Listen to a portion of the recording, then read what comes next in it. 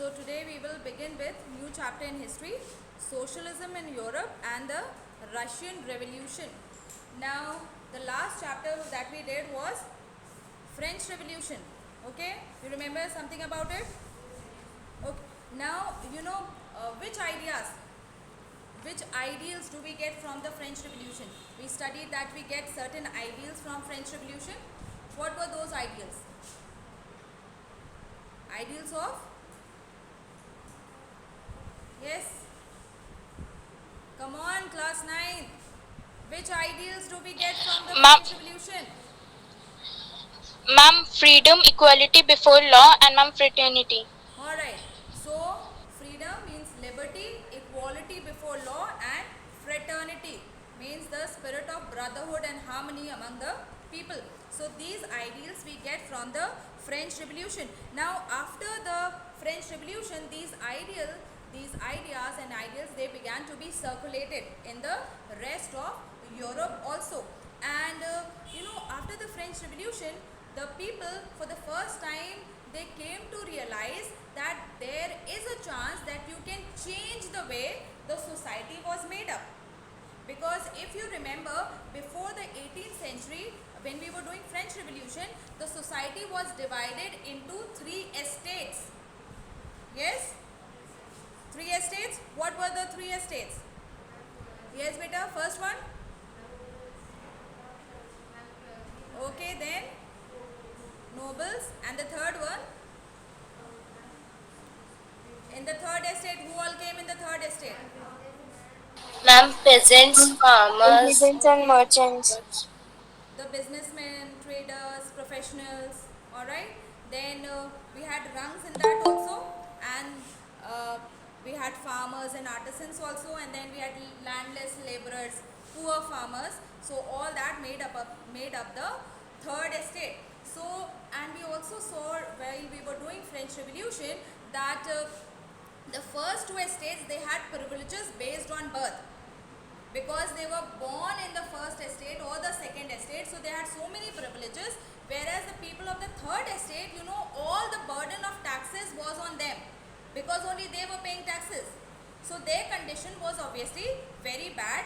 They were looked down upon, and then they had to bear all the burden of the taxes also. Now after the French Revolution, people started to realize that now they can change the way the society is made, means through their efforts, through revolutions, through revolts, they can change the way society is structured or made. And so in many parts of the world, including Europe and Asia, so people, they started to talk about rights of the individual, and who should have power in the country, who should have power to make laws, and who should have power to govern the country. So people, they started to talk about it, and even in India, Raja Ram Mohan Roy and Henry Louis de Rosio, now they also talked about the importance of the French Revolution. Who was Ram Mohan Roy? Raja Ram Mohan Roy, founder of Raja Ram Mohan Roy was the founder of which Samaj? No idea? Starts with B. Huh? Which Samaj? Yes? Anyone? No, my dear. The Brahmo Sabha, which later on became the Brahmo Samaj, Raja Ram Mohan Roy. And whereas Henry Louis de Rosio, he was a poet.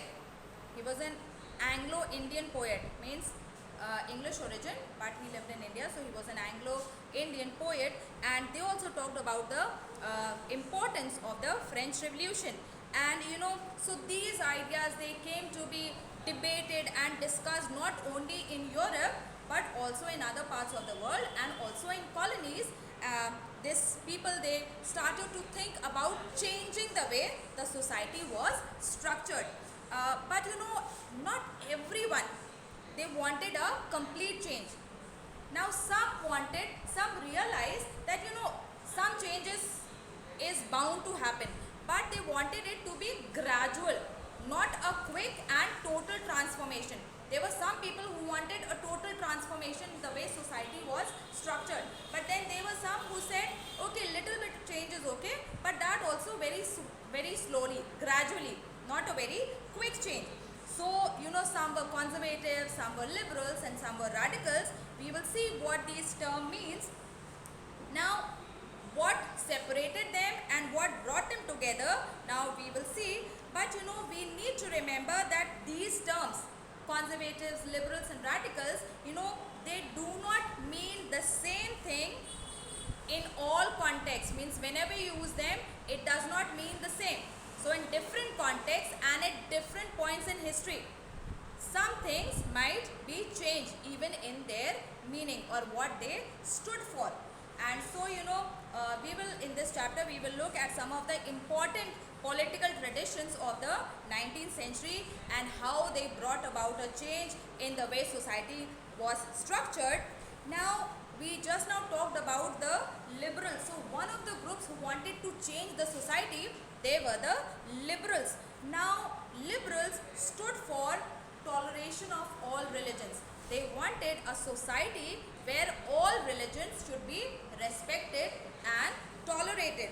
And why they stood for that? Because if you see European states during this time, they discriminated one religion in favor of the other.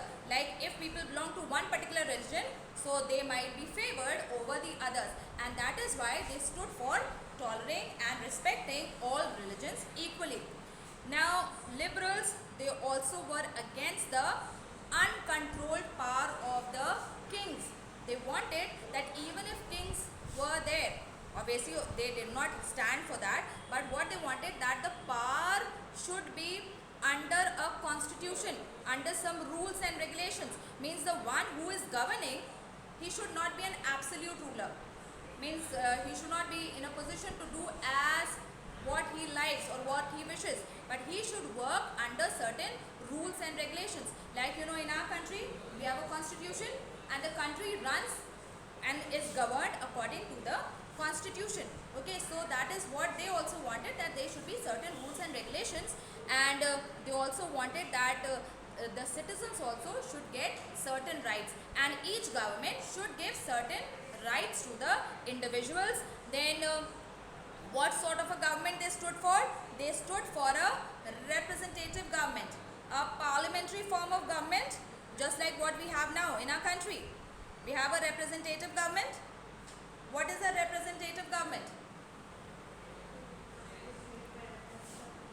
Yes, beta? We elect people and they represent us in the government. We all don't directly rule. All of us don't rule directly.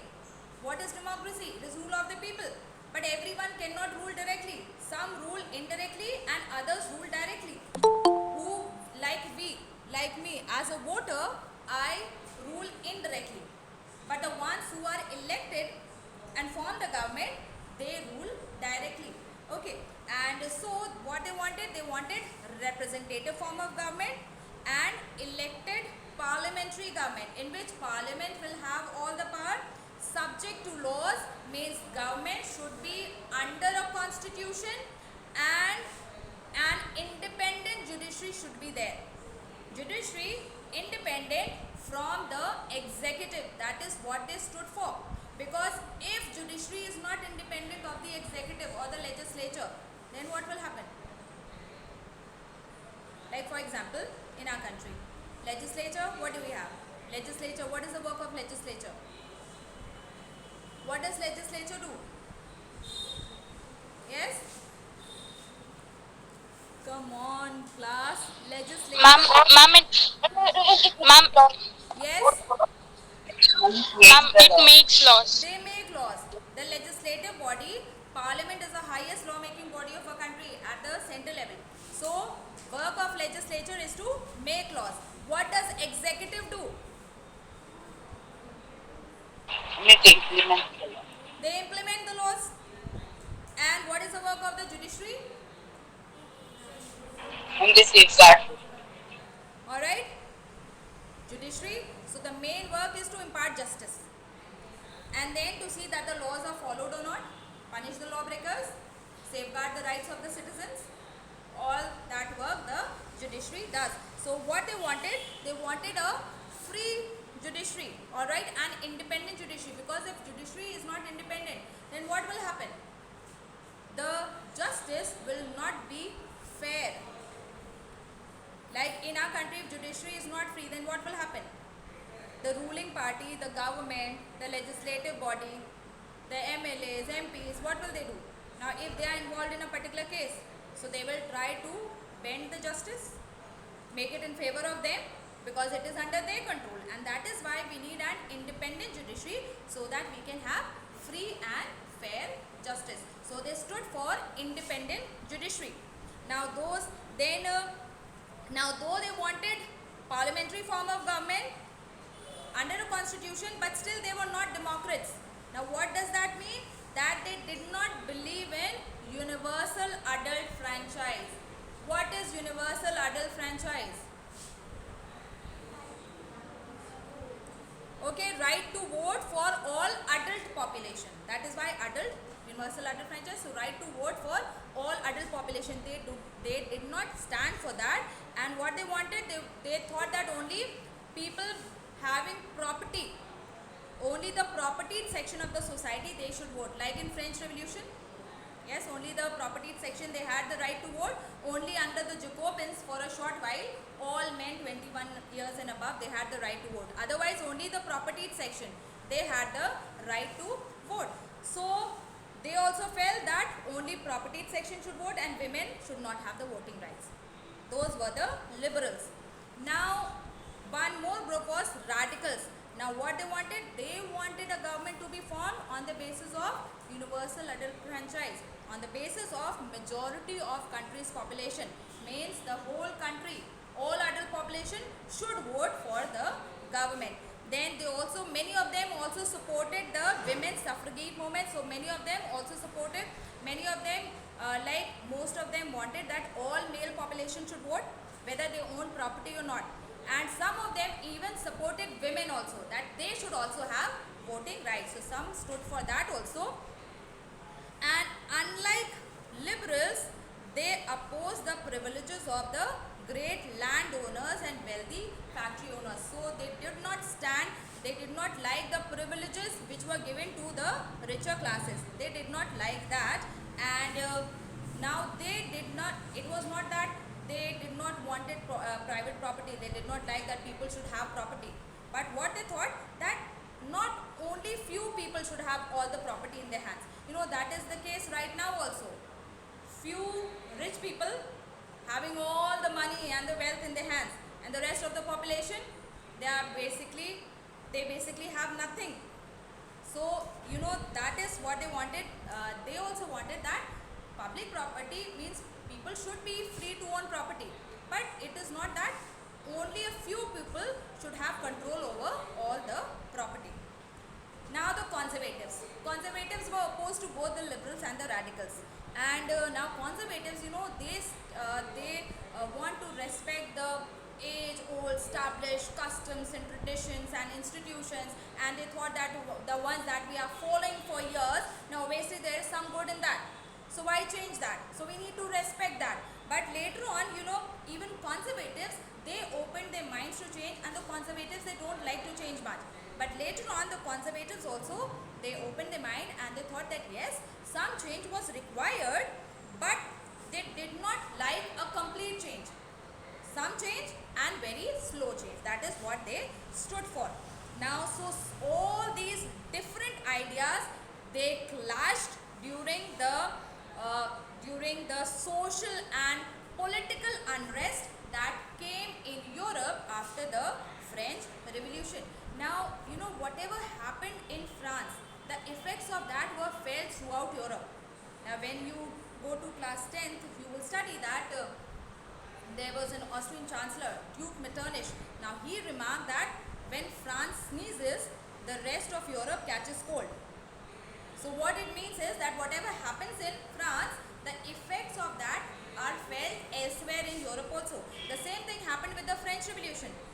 The French Revolution started there, and after that, there was turmoil and changes, revolutions, unrest in other parts of Europe also. Okay. Now, so these political trends, these new trends as to how society should be formed, how governments should be formed, now they were a signs of a new age, and this was the time when they were very deep, intense, great social and political changes. And now this was also the time of industrial revolution. So industrial revolution, new cities and towns came up wherever there was a factory or a mill. So towns and cities came up around that factory and mill. So new towns and new cities came up, and to work in these factories and mills, men, women and children, they came from the rural areas also, and from countrysides also, they came to work in factories. And now when they worked in factories, so the working hours were very long and the wages were less. Why so? Why do you think? Why their working hours were long and still their wages were less? Because there were so many people looking for jobs. Alright? And the number of jobs available were less as compared to the ones who were seeking the job. That is always the case. If there are more number of people looking for a job, so what will happen? The employers, they get less salary. Why? Because they know that if you are not ready to work, there is someone else ready to work even for less than what you are working for. And so they exploit the situation. That is what they do. And wages were poor and unemployment, it was common among the people. And when there was a low demand for industrial goods and goods made in industry, so obviously the condition of the people, it became worse. Then these people, they came from, many times they came from villages or the surrounding areas. Now they came to live in cities. Now how to get housing facilities? So they started to live in slums, alright, substandard houses, poor sanitation facilities, and so housing was a problem, sanitation was a problem. And now liberals and radicals, they tried to look for solution of these problems. And now we have already seen that the liberals and radicals, they did not like the privileges which were given to the higher estates, the first and the second estate. They did not like that. And what they believed, that they believed in the effort, in the privilege, or in the value of an effort of an individual, means in the skill and talent of an individual. They thought that a person's status in society, it should be built on his talent, his merit, and not just because he was born in a particular state.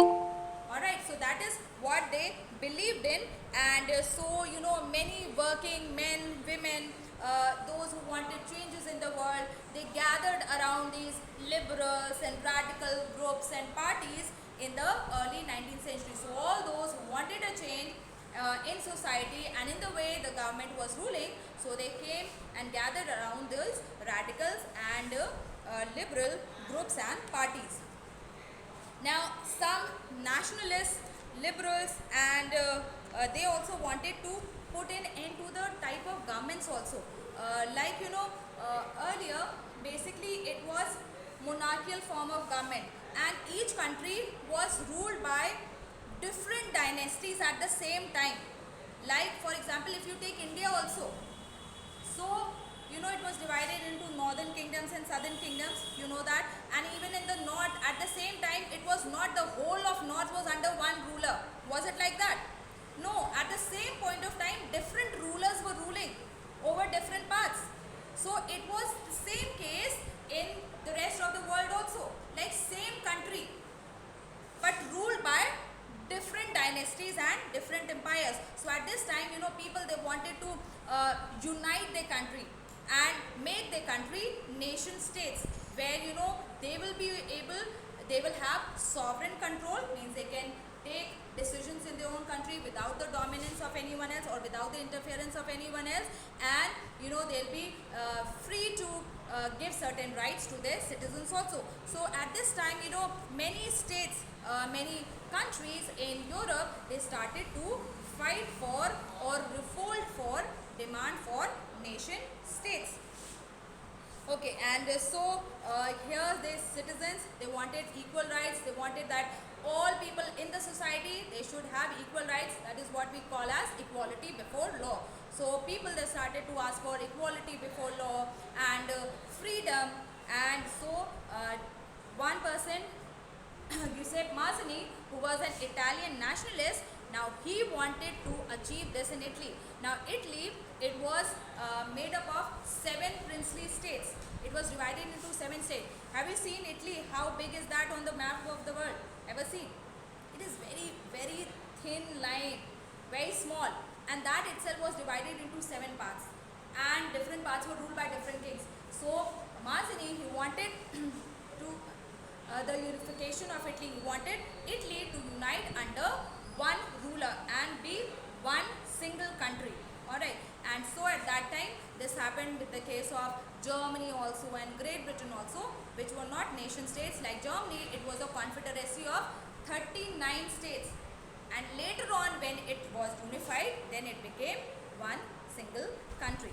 So people also during Europe at that time, they started to ask for nation states, and nationalists elsewhere in the world, including India, read the writings of Giuseppe Mazzini. Okay, let's move on. Now, one of the most far-reaching visions as to how society should be structured was socialism. Like, we are talking about that people at this time, they were thinking what changes should be made in the society, how it should be made better for the people who are living in, so that each person has certain rights, each person has equality. So they started to think about various ideas and all. That is why we talked about liberalism, the liberals and radicals and conservatives. So now one of the most far-reaching visions as to how society should be structured during this time was socialism. And by mid-19th century in Europe, socialism had become a well-known body of ideas, and it attracted attention of the people. Now what did socialists they stand for? Now they were against private property, and they saw the private property as the root of all social evils. Now why they thought so? The people who owned money, those who owned property, they had their factories and mills, they were owning property, they were owning factories and mills. And now these people, they were only concerned with their gain. Workers were coming to work in their factories. They were producing the benefit for them, money for them. But no welfare was given to the workers. Only all the money was pocketed by these people who owned the factories and the mills. So the condition of the workers, it became very poor. Whereas these people who had money, they were becoming more rich. Alright, they already had money, now they were becoming more rich, and at the cost of the workers who were working for them. So workers were working, they were not becoming any better, but these people who owned property, who owned factories and mills, they were becoming rich. Okay, so that is why what they thought, that what if not individuals but society as a whole or community as a whole, they control property.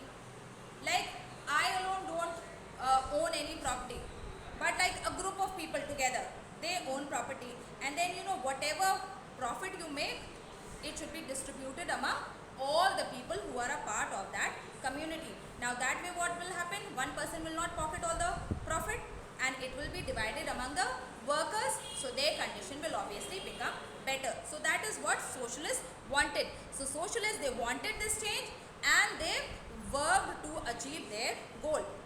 But now how will a society operate which has no property? Now different people, they had different views. Now some believed in the idea of cooperatives. You have heard about cooperative? Very famous cooperative in our country, from Gujarat. We all consume so many products of that particular Amul, right? It is a cooperative only. Okay, it is not owned by one person, owned by a group of people there. So some believed in the idea of cooperatives. One such person was Robert Owen. He was an English manufacturer, and he tried to build a cooperative society which was called as New Harmony in Indiana, USA. And but there were other people who thought that if only individuals will try to create these cooperatives, then obviously it will not be that much effective. How much power, how much one individual can do? So what they thought, like for example Louis Blanc, that they wanted the government, they should encourage the formation of cooperatives, and they should replace the capitalist enterprises. They should remove capitalism, and in place of capitalism they should have cooperatives, alright, which would be cooperatives obviously would be controlled by a group of people, an association of people. So that is what they wanted, and so these cooperatives, they were to be associations of people, and what they will do, they will produce the goods together and then divide the profit also among themselves according to the work done by each. So in this way what will happen? The condition of the workers will become better. Yes, what do you think? Yes or no? Or if the factory owner, he had all the money, he controlled everything, which way the condition of the workers will be better? Under a cooperative or under capitalist society? Yes? Under a cooperative. Under a cooperative. So that is what these people thought and believed in. Okay, so for today we will stop here.